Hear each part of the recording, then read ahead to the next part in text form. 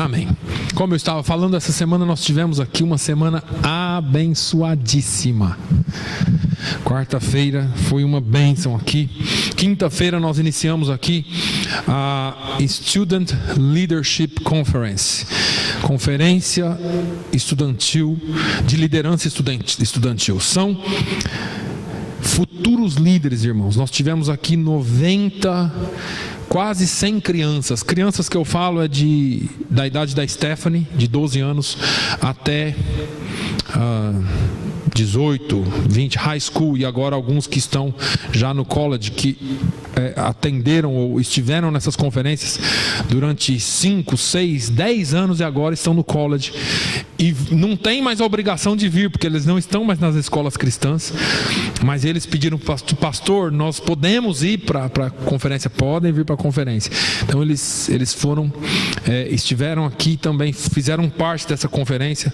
Todos os anos nós trazemos pregadores de fora. Esse ano nós resolvemos fazer com os pastores locais. Quem são os pastores locais? Temos pastor de Connecticut, pastor de Plymouth, dois pastores de Vermont, pastor de New Hampshire, com suas respectivas escolas, que vieram com as crianças para cá, de uma certa idade para cima. Não são todas as crianças, mas vieram. E essa conferência acontece uma vez por ano, porque nós acreditamos que nós precisamos transferir esse legado para os nossos filhos. Quem é que serão os pastores de amanhã? Quem serão as irmãs que estarão assentadas aí amanhã? Quem serão os líderes de louvor, os líderes de departamento da igreja? São essas crianças, porque nós precisamos treiná-los para isso. Amém? Então, nós tivemos aqui quinta-feira, o dia todo foi uma bênção. Tivemos aqui à noite um grande culto. Sexta-feira tivemos também aqui um dia abençoado na presença do Senhor. Foi uma bênção, irmãos. Foi uma bênção. A decisão de fazermos com os pastores locais veio do céu, foi dirigido pelo Espírito Santo, porque quando você traz uma pessoa de fora, você tem que pagar passagem de avião, pagar para a pessoa vir, e hotel, e tem um gasto muito grande em cima disso, e nem sempre é aquilo que nós queremos. Apesar de serem pessoas fantásticas que já estiveram aqui ensinando sobre história e tudo mais, mas nós queríamos algo mais espiritual, que realmente mostrasse que nós todos precisamos de uma experiência com Deus. E graças a Deus, essa conferência para mim foi algo marcante. Eu aprendi demais, estivemos juntos aqui e foi algo realmente maravilhoso. Deus foi fiel conosco. Amém? Muito bem. Vamos abrir as nossas Bíblias em Salmos 126. Os irmãos conhecem essa palavra. Nós temos falado aqui, irmãos, sobre ganhar almas para Jesus.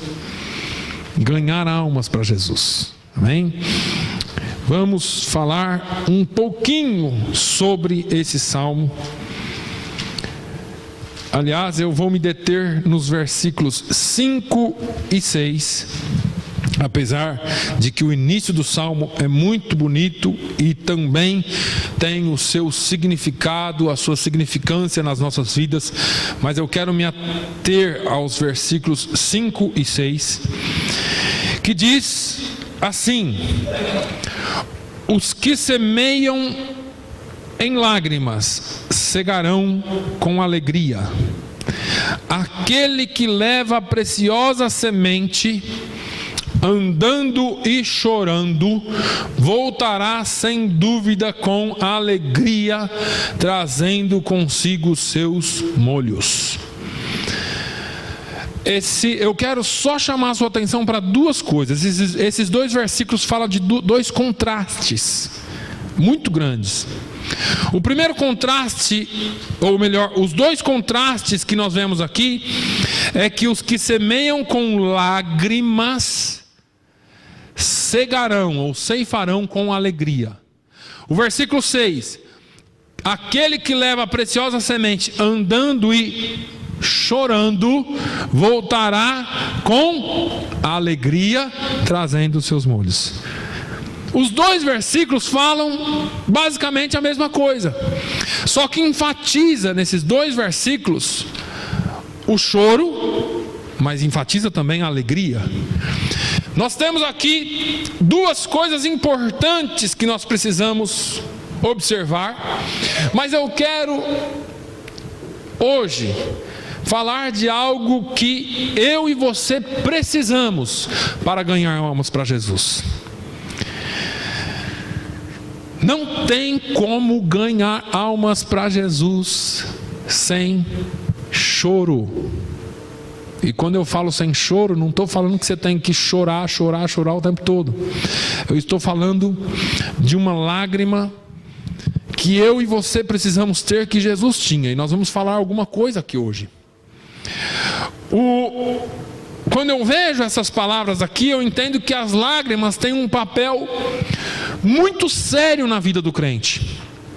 Deixa eu te perguntar uma coisa. Você é pai, é mãe, e você, às vezes seu filho pede alguma coisa e você fala não, por algum motivo, porque você sabe o que é melhor, e aí ele pede de novo, e chega um dia que seu filho ou sua filha vem e chora nos seus pés, com lágrimas: pai, mãe, mas por favor, pai, eu quero tanto isso, eu preciso tanto disso.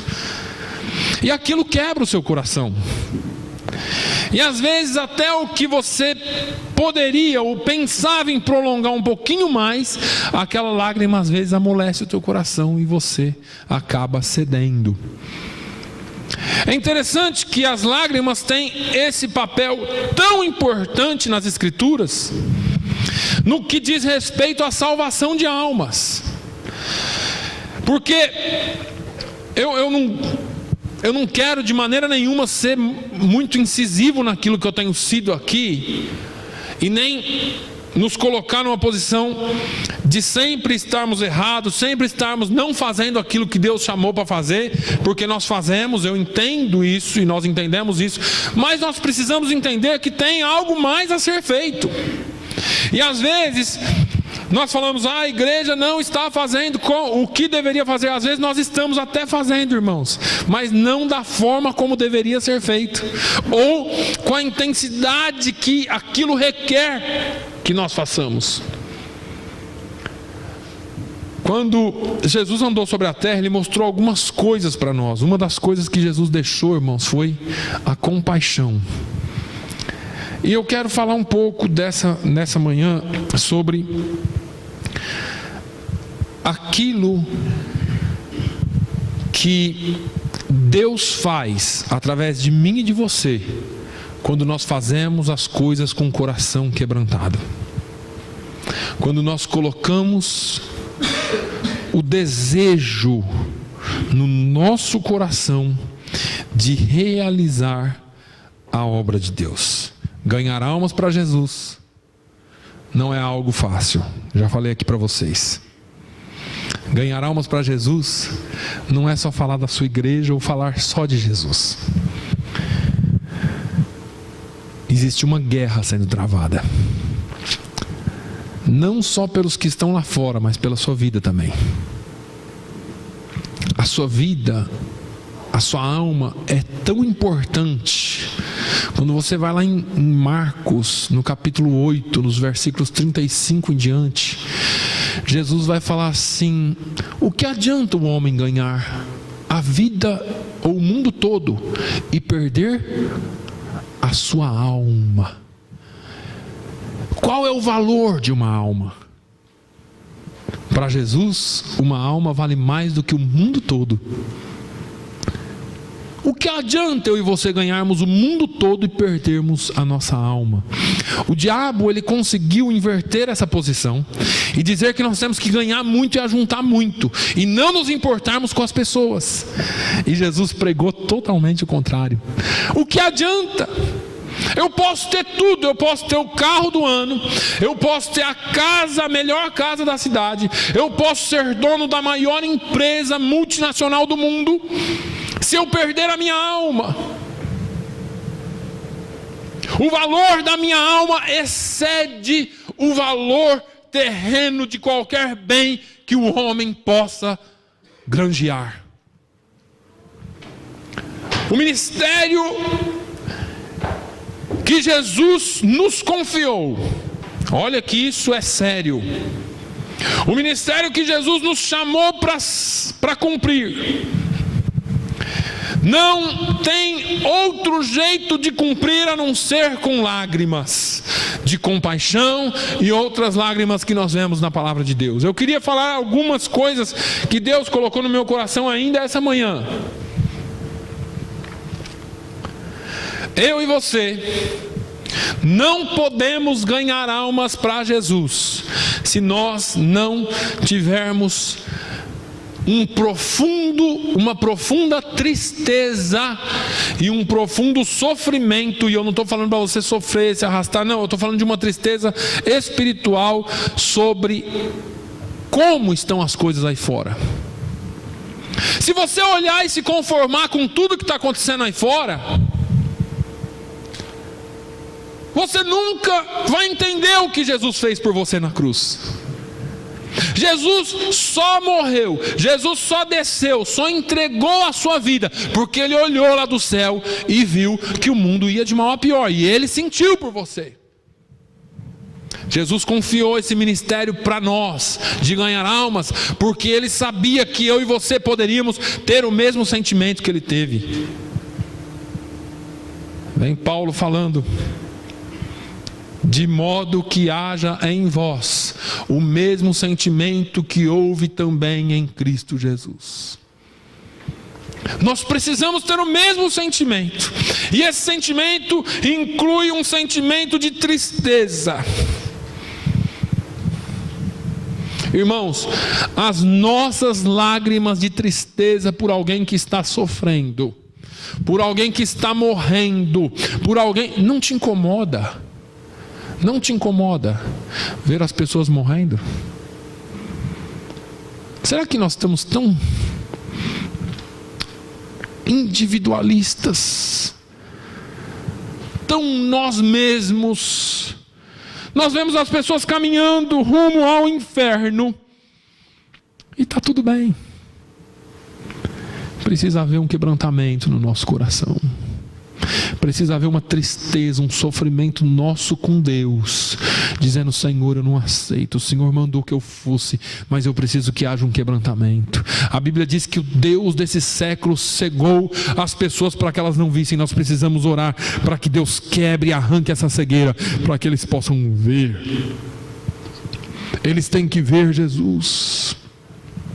Precisa haver esse sofrimento em nós, essa tristeza de nós chorarmos pela vida de alguém. Irmãos, as pessoas podem não aceitar o que você fale para elas, mas ninguém pode recusar o que você fala com Deus. Eu já tenho minha religião, sabe, irmã Maria, Dona Maria, eu já tenho minha religião, eu já vou na igreja. Não, tá, eu já sei, Jesus morreu, sim, eu sei. Sabe, essas pessoas que você julga que são difíceis de achar, de trazer para Jesus. Mas se você entrar na presença de Deus,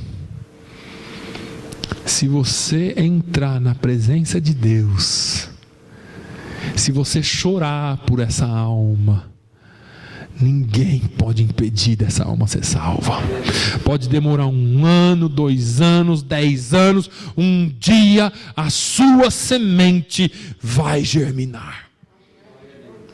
A palavra de Deus diz que aquele que leva, os que semeiam em lágrimas, cegarão com alegria.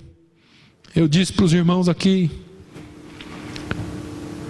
durante mais de 1 ano, aquela jovem atendeu ou frequentou o culto na igreja que eu pastoreava. Aquela jovem chegava e sentava num cantinho da parede, com o cabelo arrepiado, vermelho, punk. Já viram os punks? Rebelde, chegava com as calças rasgadas, uns colarzão, e quase todas as terças-feiras, eu não posso dizer todas, mas quase todas as terças-feiras eu ia lá e cumprimentava ela. Que bom que você veio. Nunca falei nada para ela: você está errada, assim Jesus não te aceita. Nunca disse isso para ela. E eu fui transferido daquela igreja e vim para a igreja sede de onde nós estávamos. E parece que Deus fez aquilo, irmãos, para me mostrar como que a semente é importante. Eu me mudei para cá em julho, mas em junho teve um batismo.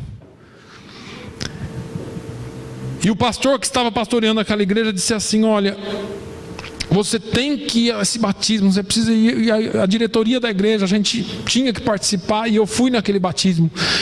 E antes do batismo acontecer, veio uma moça.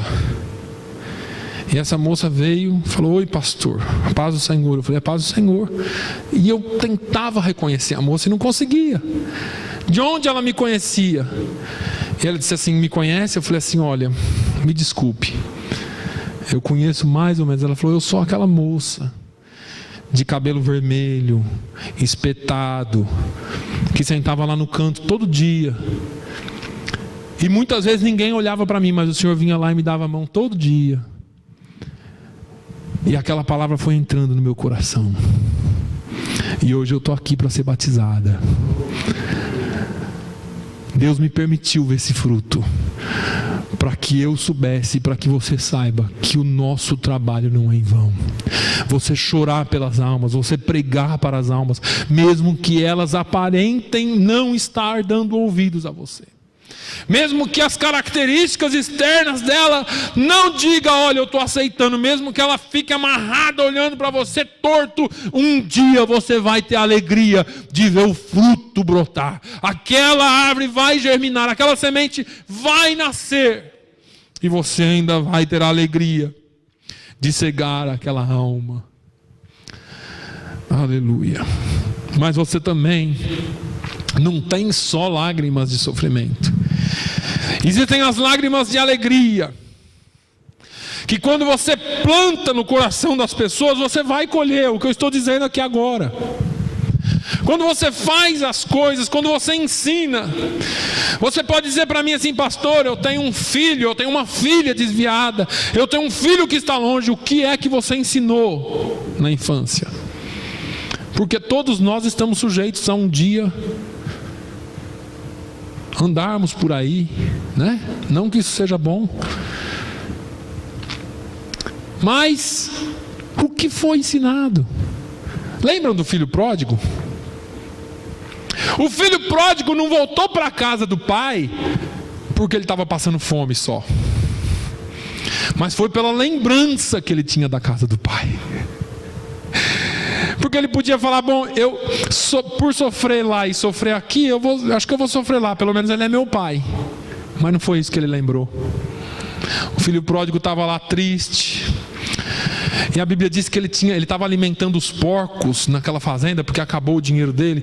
Ele tinha vontade de comer aquela lavagem que era dada para os porcos, aquelas bolotas que era dada para os porcos. A Bíblia diz que ele tinha vontade de comer. Jesus falou isso. Mas Jesus falou que ele parou naquele dia e disse assim: olha, até os trabalhadores, os diaristas do meu pai têm o que comer, têm o que vestir, e eu estou aqui sofrendo. Ele lembrou, irmãos, daquilo que tinha lá atrás, daquilo que ele tinha aprendido lá atrás, daquilo que ele tinha vivido lá atrás. Não se preocupe se tem alguém vagueando por aí da sua família. Um dia eles vão voltar para os pés de Jesus, porque na casa do Senhor há abundância de víveres, há abundância de alegria. Você pode dizer: Senhor, mas está tão longe. Mas um dia, faça que nem aquele pai. Todo dia você vai para a janela olhar. Eu imagino que o pai todo dia estava lá olhando. Teve um dia que o pai olhou da janela: está vindo alguém lá, deixa eu sair aqui no caminho. O pai foi para frente da casa: está vindo alguém, eu conheço aquela silhueta, mas está muito cabeludo, está barbudo, sujo, a roupa está toda rasgada, mas mesmo assim eu ainda conheço. Não importa como você esteja, não importa como as pessoas estejam, você tem valor para Deus. Quando Jesus olhou lá do céu, ele não viu um monte de gente boa aqui não. Fala, o que é que eu tinha para Jesus morrer por mim? Eu não tinha nada. A Bíblia diz que nós éramos todos perdidos, todos condenados ao cativeiro, todos condenados à morte, mas mesmo assim Jesus morreu por nós, porque você tem valor, você tem valor, você é alguém na presença de Deus. Pode estar rasgado, sujo, barbudo, cabeludo, feio, cheirando mal, Deus olha para você não de fora para dentro, Ele olha de dentro para fora, Ele fala, aquele é meu filho. Está todo rasgado, está todo machucado, mas aquele é meu filho. E a Bíblia diz que o pai correu e o filho correu, e eles se abraçaram e choraram um com o outro. Existem lágrimas de alegria. Um dia você ainda vai chorar de alegria vendo aquelas pessoas que você quer se juntarem à família de Deus.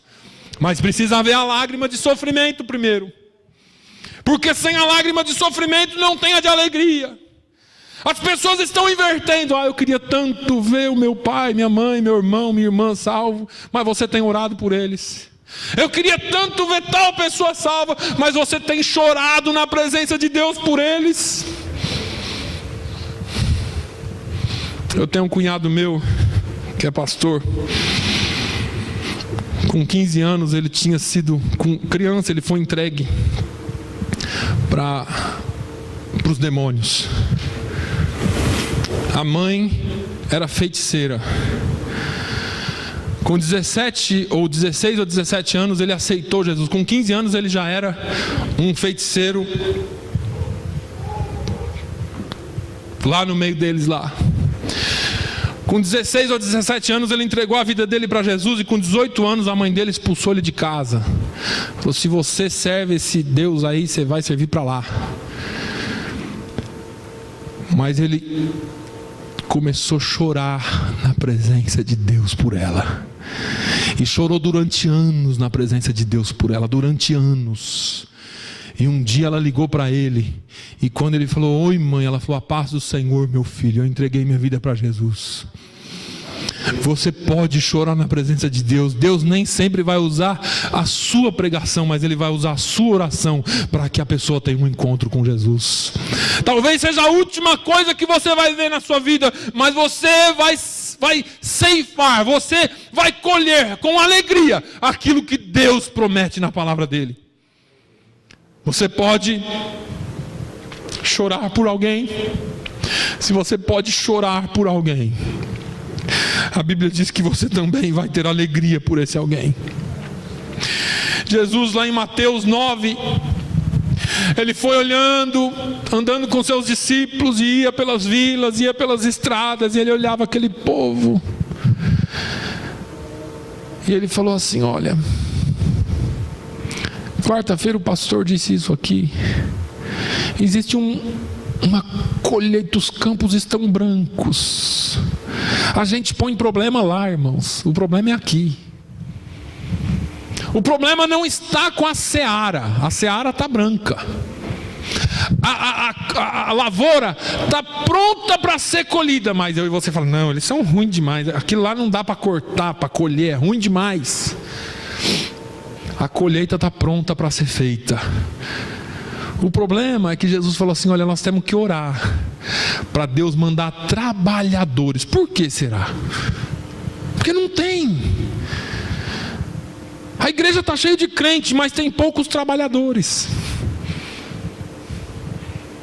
Nós somos crentes, nós somos cristãos, mas o Senhor está nos convocando a trabalhar na sua obra e não a sermos parte da sua obra somente. Eu sou crente, eu vou para a igreja, lá eu me alegro na presença do Senhor, que bom. Agora pega isso e vai para o mundo e ganha almas para Jesus. Precisamos ter compaixão pelas almas. A Bíblia diz em Mateus, no capítulo 9, que Jesus estava andando e vendo aquele povo. Jesus vendo que a multidão concorria, ou melhor, estou em Marcos, vamos lá para Mateus 9. Mateus 9. E percorria Jesus todas as cidades e aldeias, ensinando nas sinagogas deles e pregando o evangelho do reino. 9:35. e curando todas as enfermidades e moléstias entre o povo. E vendo a multidão, teve grande compaixão. Vendo a multidão, teve grande compaixão deles, porque andavam desgarrados e errantes, como ovelhas que não têm pastor. Desgarrados, errantes, como ovelhas que não têm pastor. Qualquer hora a gente vai falar disso aqui. Ovelha sem pastor. Pense num bicho que não pensa, que não raciocina, que se perde. É 1 minuto para se perder. Ovelha sem pastor. Tudo que o diabo quer é ovelha sem pastor. Porque é assim para se perder. Tudo que o lobo quer é que o pastor dê uma cochilada. Ele vem e arrebata a ovelha. Ovelha sem pastor, então. Eu falei para você do valor da sua alma. Jesus sabe o valor que você tem. O diabo também sabe. Ele também sabe o valor da sua alma. E ele é que concorre mais para que a sua alma seja perdida. E nós, muitas vezes, nos alegramos em estar na presença de Deus, mas nós não estamos sentindo a necessidade, a compaixão pelas almas. Muitas vezes, não dá só para orar e chorar. Muitas vezes nós temos que quase que entrar, não em desesperança, mas eu não achei outra palavra. Nós temos que ter algumas lágrimas de desespero. Não que nós não tenhamos esperança, mas deixa eu te falar uma coisa. Às vezes você está orando por alguém e você vê aquela pessoa indo de mal a pior, e você continua orando e continua orando. Você tem que lutar mais por ela.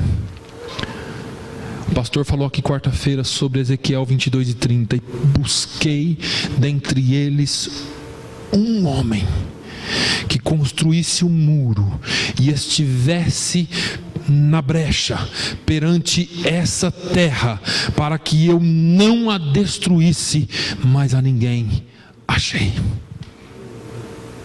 Tem hora que eu e você precisamos mais do que chorar. Nós precisamos entrar na frente entre o inimigo e entre essa pessoa e dizer: para você chegar nela, você vai ter que passar por cima de mim. E você olha aquele gigante e você fala assim: e agora o que eu vou fazer, meu Deus? E você entra na presença dele. Irmãos, tem hora que você tem que orar e falar: Senhor, se não for o Senhor, eu vou ser destruído. Tudo que nós passamos na vida faz parte do preparo de Deus para nós, mas eu e você temos que responder a esse preparo. Lágrimas de desespero. Lembra de Ana? Lá em Samuel capítulo 1, a Bíblia diz que ela entrou no templo e ela começou a orar com tanto desespero, porque ela estava com a alma conturbada. A concorrente dela tinha filhos e ela não tinha. E a mulher zombava dela todo dia, e ela aqui chorando. E a Bíblia diz que ela começou a derramar a alma dela na presença do Senhor. Ela não conseguia chorar alto, ela não conseguia gritar, ela não conseguia fazer nada, mas ela só mexia os lábios e derramava a alma dela. E o sacerdote torto, desviado, pastor fora da presença de Deus, olha para ela, chega nela assim: mulher, essa hora da manhã e você está bêbada, o que você bebeu? Está aí falando sozinha. E ela falou: não é não, pastor, não é não, sacerdote, eu não estou falando sozinho não, a minha alma está perturbada, eu estou desesperada. Quando ela falou isso, acho que ele acordou. Ele falou: nossa, eu sou pastor, não podia falar isso para ela. E Deus honrou a palavra dele, ainda que ele estivesse torto. Ele diz: segundo o desejo do teu coração, o Senhor lhe conceda. Mas ele não sabia da oração dela, porque a oração dela era mais ou menos assim: Senhor, eu preciso da tua bênção. Senhor, eu preciso de um milagre. Senhor, eu preciso que o Senhor me dê um filho. E eu vou dizer uma coisa para o Senhor: se o Senhor me der um filho, assim que ele estiver pronto, eu entrego ele na sua obra. Eu vou abrir um parênteses aqui para você hoje. Muitas vezes nós pedimos um milagre para Deus, mas nós não colocamos o nosso milagre, o nosso coração no milagre, na obra de Deus. Vou traduzir para você. Ana pediu um filho, mas ela falou: se o Senhor me der um filho, ele vai ser seu, não é para mim. Senhor, eu quero um carro. Deus te dá um carro, você some, nunca mais aparece na igreja. É verdade. Ah, meu Deus, se o Senhor me desse um emprego novo, Deus te dá um emprego novo, você some da igreja. Você não honra o Senhor com seus dízimos. Você ganhava 100, agora você passou a ganhar 1000. Mas você não honra Deus com seus dízimos mais, porque quando eu ganhava 100 eu tinha que dar só 10, agora eu ganho 1000, eu tenho que dar 100. Espera aí, é muito. Não é lei, irmãos, não é lei. Eu só estou fazendo um exemplo aqui. Eu só estou dizendo para você que Ana disse: Senhor, me dá um filho e eu vou entregar ele de volta para o Senhor. Você pede uma bênção e Deus te dá, e o que você faz com a bênção? Senhor, eu quero aquela alma. Senhor, eu quero aquela alma. Eu quero aquela alma. Jesus, salva. Vem aqui, você vira concorrente dela. Não, eu estou aqui antes, agora ela está aqui, já está cantando no grupo de louvor. Não aceito isso. Não, o pastor também não me vê aqui. Não, você tem que se alegrar. O dia que você ganhar alguém para Jesus e ele começar a ser usado na obra de Deus, se alegre, porque foi você o instrumento que Deus usou para ganhar essa alma para Jesus. Ah, não, eu estou aqui há tanto tempo, agora chega esse rapaz aqui que eu ganhei para Jesus. Aí você começa a trazer todo o crédito para você. Eu ganhei para Jesus, eu fiz isso, eu evangelizei. Agora ele é diácono e eu estou aqui sentado no banco ainda. E ainda vem os endemoniados lá de fora e falam assim: tá vendo? Pastor não te... Pastor nem olha para você, rapaz. Você está trabalhando para quem? Para Jesus ou para o pastor? Onde está o nosso coração?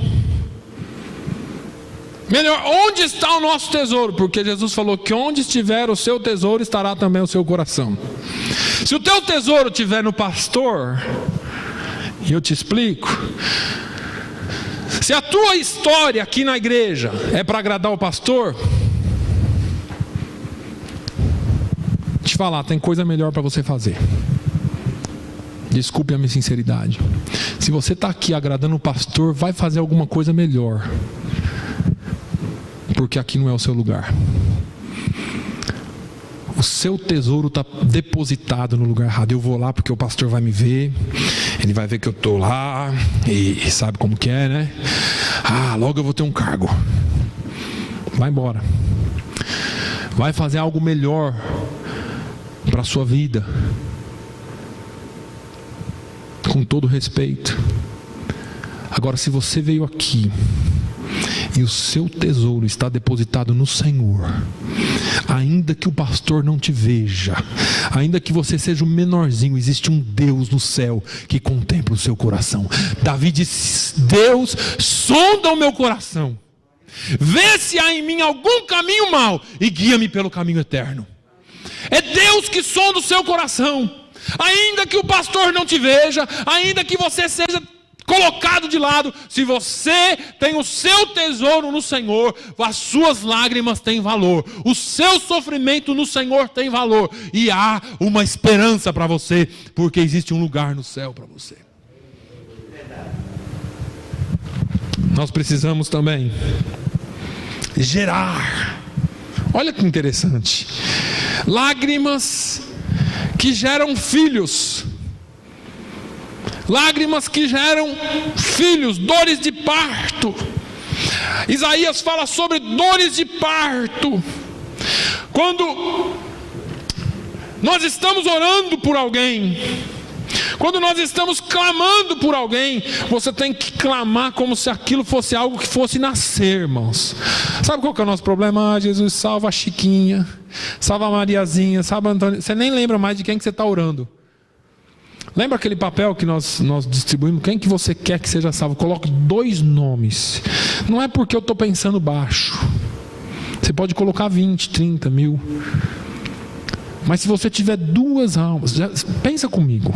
Nós estamos aqui 2, 5, 8, 9, 10, 11, 12, 13, 14, 15, 16, 17, 18. Só os adultos 19 comigo.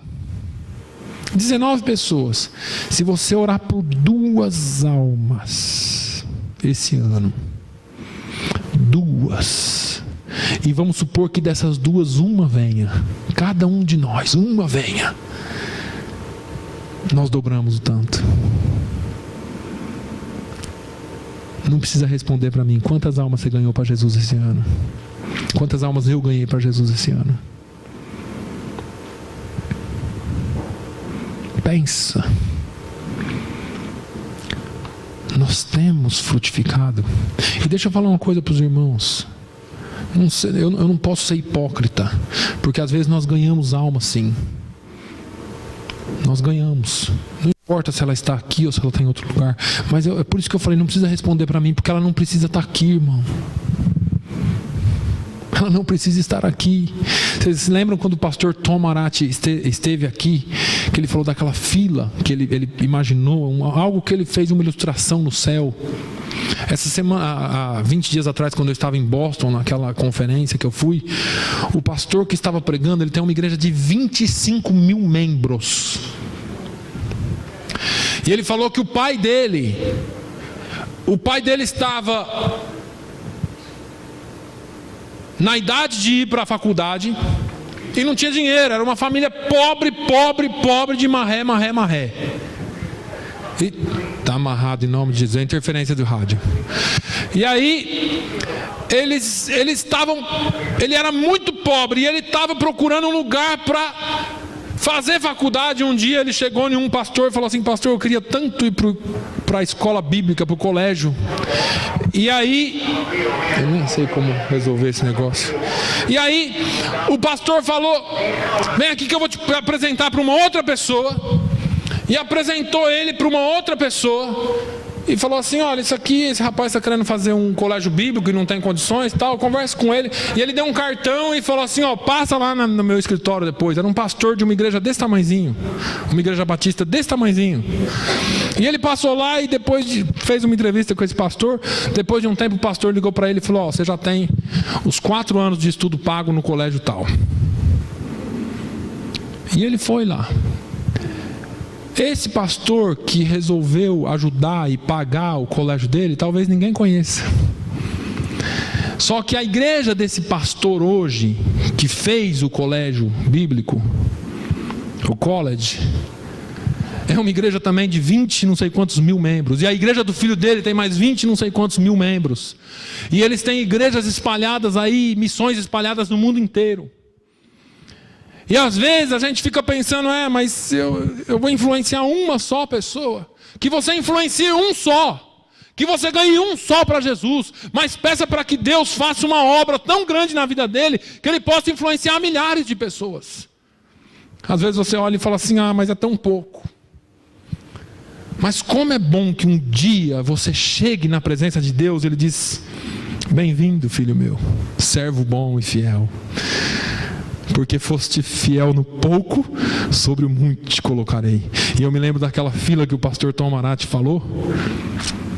Você lembra? Aquelas 3 mulheres que pagaram o meu college, ele falando. Talvez naquele dia aquelas 3 mulheres vão estar numa fila, eu vou estar atrás delas e vai ter milhares de pessoas. E elas vão falar: essas aqui não foram eu que ganhei para Jesus, foi você, porque você ganhou ele para Jesus, você ajudou ele. Você influenciou uma pessoa a trabalhar para Jesus. A gente não entende o que Deus tem para nós, irmãos, e nós deixamos de fazer as coisas. Mas nós temos que chorar pelas pessoas para que nasça, para que eles sejam realmente salvos por Jesus. Estou terminando. Nós precisamos chorar para que haja lágrimas de arrependimento. Irmãos, sem arrependimento não há conversão. Você pode até trazer alguém para a igreja, mas sem arrependimento eles não ficam na igreja. Precisa ter um acompanhamento, e nós vamos estar falando isso aqui depois, porque nós precisamos acompanhar as pessoas. Nós precisamos acompanhar os passos dessas pessoas que aceitam a Jesus. Não é só agora já aceitaram Jesus, lavo minhas mãos, acabou, amém, graças a Deus, estão salvos. Não, vamos acompanhar, irmãos. Existe tanto a ser feito. Existe tanto a ser feito na obra de Deus, mas nós ficamos tão parados. Já somos crentes, e eu disse aqui no início, eu não quero ser a pessoa que diz só que está fazendo tudo errado. Não, a igreja está caminhando.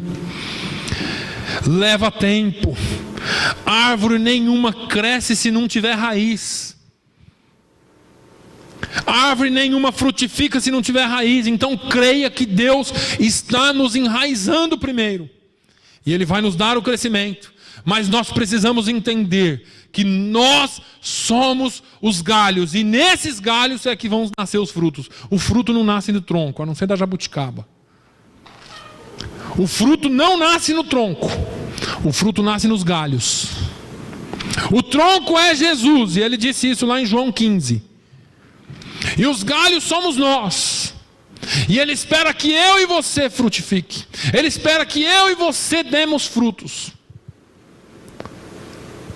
Precisamos chorar por almas. Precisamos ter lágrimas. Aquele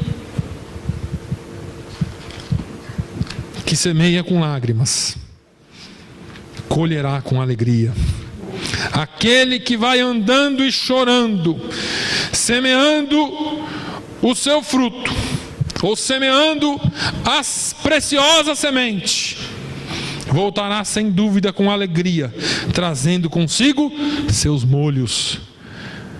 Só para encerrar, talvez você nunca veja os seus molhos. Talvez você orou tanto por uma pessoa, e você vai chegar no final da vida e vai falar assim: ah, meu Deus, não deu certo. Acabou não aceitando Jesus. Tem uma pessoa aqui na região, quando ele e a irmã dele aceitaram Jesus, 2 outros irmãos da família quase mataram a irmã, porque eles são portugueses, eram católicos, e quase mataram a irmã de bater. A irmã deu entrada no Hospital Santana, há muitos anos atrás, quase 40 anos atrás.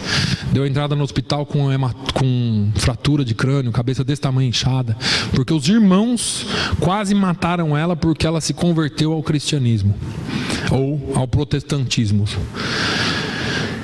E eles perdoaram e oraram a vida inteira pelos irmãos. E esse irmão que era terrível, que quase matou a irmã de tanto bater, há 2 domingos atrás se batizou lá na Flórida, aceitou a Jesus. E ele ligou e disse assim, antes dele se batizar no domingo, ele ligou no sábado à noite para a casa da irmã dele, assim: minha irmã, me perdoe porque eu estava cego. 40 anos depois, Jesus salvou ele, e ele foi batizado lá na Flórida e está servindo a Deus. E tem mais, ele fez que nem Mateus. A casa dele já é um ponto de pregação. Ele está convidando todos os portugueses lá. Eles estão vindo para a casa dele ouvir sobre aquilo que Deus fez na vida dele. Que nós possamos ser iguais. Que a gente não guarde a preciosa semente, mas que a gente saia distribuindo ou semeando a preciosa semente, e nós voltaremos com alegria com os nossos molhos. Amém? Que Deus abençoe. Fique de pé. Pai, eu te louvo uma vez mais. Eu te agradeço, Senhor, pelo teu grande e rico amor. Senhor, eu quero te pedir no nome de Jesus, que o Senhor possa nos comover e nos convencer, Senhor, que se nós não orarmos, se nós não pedirmos, não chorarmos na tua presença por almas, elas não virão. O segredo está na oração, o segredo está na compaixão, o segredo está em buscar ao Senhor e a tua face. Senhor, não tem nada que o Senhor não possa fazer. Quebre as barreiras, quebre, Senhor, as fortalezas, tira a cegueira, Senhor, salve almas para ti. Pai, eu quero orar por cada nome que foi escrito naquele papel, cada nome que foi colocado naquele papel, Senhor, para ser salvo. Meu Deus, o Senhor disse que o Senhor é o caminho, o Senhor é a verdade, o Senhor é a vida. Ninguém vem ao Pai a não ser por Ti. Nós queremos orar que o Senhor quebrante corações, que o Senhor faça milagres, que o Senhor traga as pessoas e que elas possam ver o Teu agir em nossas vidas. Meu Deus, no nome de Jesus, salva almas, aquelas almas que estão naqueles papéis, meu Deus. Eu estou orando individualmente agora por aquelas vidas, Senhor. Oh, meu Deus, que o Senhor possa buscar a cada um. Oh, meu Deus, cada um que escreveu aqui nomes, que o Senhor possa buscar, salvar e que nós possamos desenvolver relacionamento com eles, para que eles venham ouvir a Tua palavra.